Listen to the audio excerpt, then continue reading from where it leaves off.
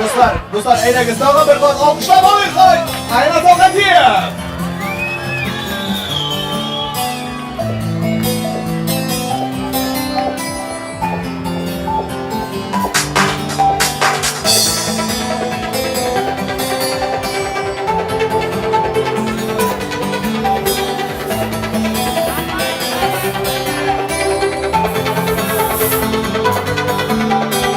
Gençler, keyiflerin işi.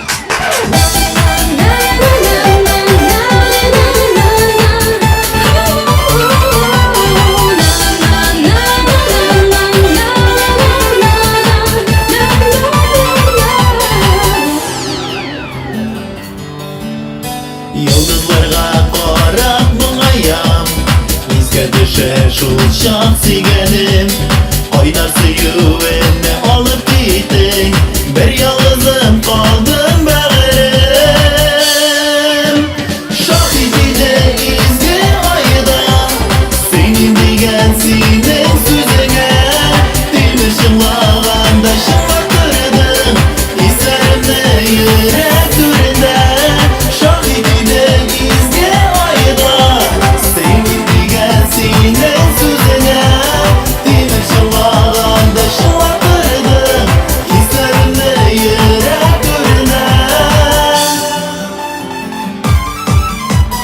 Niye tüngelimde yuva kışı Küpe alır şahit ayrına Küpe vakitler uzanır idi Bizning ayrılığına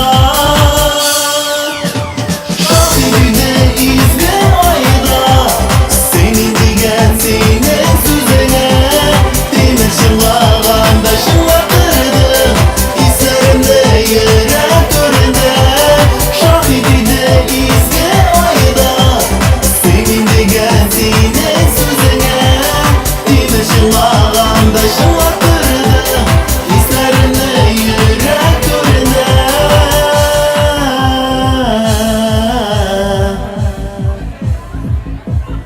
Alkışlar dostlar, alkışlayımız.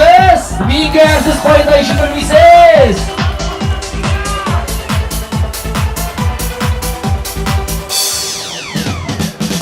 Ko'nglim hamon sulana Yuragime bo'lmay buyurib O'sal yerda bugun ag'arashan Hislarimni olamlarga quvvat Shohidida izgi ayda Senin degan sening so'zingga Demir shillag'anda shimartirdim Hislarimni yurak turida